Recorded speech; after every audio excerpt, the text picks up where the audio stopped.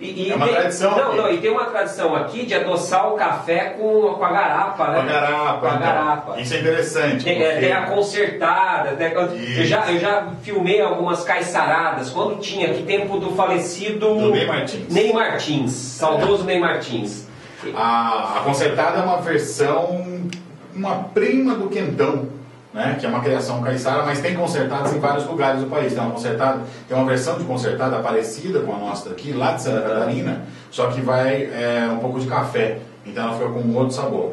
Essa coisa do café com farinha, é interessante ele citar isso, porque a farinha de mandioca, ela está em praticamente todos os ingredientes, complementando todos os ingredientes. Então, o café, abacate com farinha, qualquer coisa o caiçara comia com farinha, tradicionalmente. E você falou do café adoçado com garapa, chamado café de cana, né? Café de cana. Porque quando o café chegou em Ubatuba, Ubatuba, curiosamente, foi assim, a primeira cidade do estado de São Paulo a receber um pé de café. Porque o café desceu pelo litoral, ele chegou no Pará, desceu pelo litoral, Ubatuba é uma cidade mais ao norte, né, do litoral do estado. Mas o caiçara não tinha acesso a açúcar, porque açúcar era uma coisa muito cara. Então ele já tinha a cana de açúcar plantada no seu próprio terreno, então ele preparava o caldo de cana, esquentava o caldo de cana, jogava no café e já saía adoçado, esse é o famoso café de cana, que é uma delícia. O caiçara fazia isso, os caipiras de várias regiões faziam isso. Quem não tinha acesso ao açúcar, né, manufaturado, acabava usando esse recurso. Não, e muitos também, isso eu vi lá no interior, a rapadura, né? Uhum. Adoçava com a rapadura. Que é um jeito de você conservar o caldo de cana. A gente estava falando da coisa da carne de porco. Tem uma curiosidade sobre a história da alimentação brasileira na formação da alimentação mineira. Muitos autores dizem que, e eu concordo, a comida mineira ela é uma comida paulista, porque ela nasce do tropeirismo. Então, assim, o movimento tropeiro, aquelas tropas de mulas, que eram as transportadoras da época, né? As tropas de mula subiam em direção à Vila Rica de Ouro Preto, onde se extraía muito ouro, mas onde se produzia pouquíssima comida, levando alimentos e trazendo de lá o ouro que era desembocado por Paraty até a Europa. Tem muita carne de porco, muito frango na comida mineira, mas tem pouca presença, atualmente até tem, mas tradicionalmente pouca presença da carne bovina. Por quê? Porque Minas é um estado que começa praticamente em função da extração de ouro na região de Ouro Preto, da Vila Rica de Ouro Preto. Então, praticamente toda a área, todo o território era destinado à extração de ouro. Eles não investiam na plantação e nem na criação de animais que pudessem ser usados como alimento, mas que precisassem de um espaço muito grande. Então o porco e a galinha você cria num espaço pequeno. E isso determina a tradição alimentar daquele povo, por conta dessa restrição especial. Não, e a comida mineira, tipo assim, eu gosto de churrasco. Bom, comer é muito bom, mas tem quando você fala assim, ó, aquele restaurante, fogão de lenha, comida típica mineira, você já vai lá esperando comer um ovinho frito, uma polvinha, uma galinhazinha caipira. É impressionante, né? É bem assim, forte, né? Uma comida forte. Comida pra sustentar. Uma pimentinha. Não, comida. O Virada Paulista, ele é mineiro? Pelo nome Virada Paulista? Eu sempre tive essa curiosidade. Como nasce essa história do Virada? O Virada ele nasce do feijão tropeiro. O tropeirismo é um movimento que aconteceu ao longo de trechos de estradas cortando o Brasil. Então, de norte a sul do país, pelo litoral, e entrando principalmente por essa região aqui chamada de Caminho do Ouro. Então, tem o Caminho Velho e depois abriu o Caminho Novo. Então, praticamente, essas ramificações eram as mais importantes.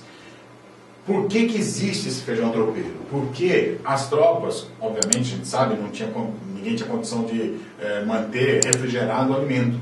Então, as tropas carregavam alimentos secos. Quais eram os alimentos secos? Toicinho defumado, você pega o toicinho e põe para defumar, vira o que a gente chama hoje de bacon, ele não precisa ser refrigerado. Toicinho defumado, carne seca, feijão, que já é seco, e farinha. Mas o feijão normal de corda? Esse feijão que a gente chama hoje, que a gente consome hoje, que é o feijão carioquinha, ele não existia aqui nessa época.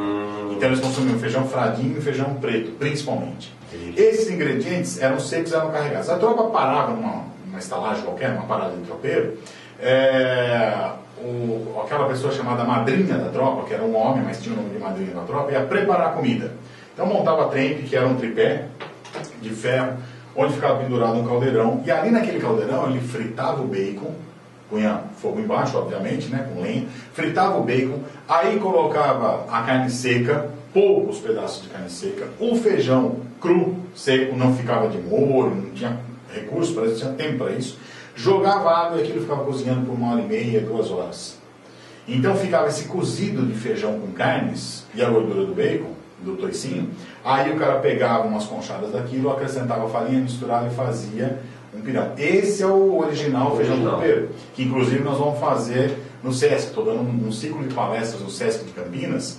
Nosso próximo tema agora, dia 19 de julho, pessoal de Campinas, 19 de julho, às 19 horas, o ciclo do ouro e o tropeirismo. Nós vamos preparar o feijão tropeiro original, que depois, ao longo do tempo, foi recebendo algumas mudanças e hoje a gente tem o tutua mineira, que é o feijão batido e já misturado com a farinha, o virado à paulista, que não é batido, os grãos são inteiros, então pega os grãos e o caldo e mistura a farinha de mandioca, às vezes é feito com fubá, às vezes é feito com farinha de milho, de qualquer forma é alguma farinha para dar aquele ponto, aquela liga.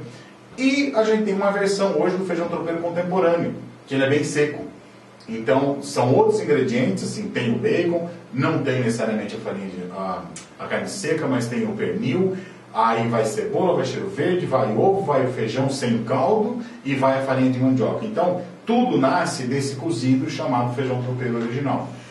Se você está com água na boca, se prepara aí para os próximos dias ou final de semana fazer um feijãozinho tropeiro na sua casa, que é uma boa pedida. Ah, legal. Bom, nós temos aqui assunto que dá para virar a noite falando, né? O duro é uma hora dessa ficar falando dessas comidas, a barriga começa a roncar, né? Pois é, né? Já venceu o almoço, né? Ó, eu acho que para esse primeiro tema, né, que é a pesquisa da história da alimentação brasileira, teria sim assunto para horas e horas. Tem. Mas vamos terminar por aqui hoje. Beleza, eu posso deixar o contato? Isso, deixa o seu contato, deixa telefone, WhatsApp, quem fanpage. quiser entrar em contato com a gente, perguntar coisas, ou convidar para a gente oferecer um workshop, uma palestra, a gente assim, mora em Ubatuba, trabalho aqui, mas também trabalho em Campinas, São Paulo, na verdade trabalho onde chamam, né? Minas, enfim.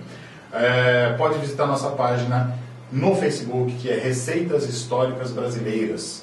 A partir daquela página lá a gente posta todas as novidades dos nossos diversos projetos, que são Mergulho no Pirão, Sabores de Diversidade, que é um tema que a gente vai falar num outro programa, cada oficina que a gente posta, esse trabalho todo que a gente está fazendo lá com o SESC de Campinas, tudo é divulgado lá e através do Receitas Históricas Brasileiras, lá no Face, pode entrar em contato com a gente, perguntar coisas e a gente troca informações. Tá certo, Heitor. Obrigado aí pela presença. Eu que agradeço. Quero agradecer a presença dos nossos telespectadores que nos acompanharam pela live do Grupo Petra Filmes e pela live da fanpage do TV Litoral é a Nossa Praia.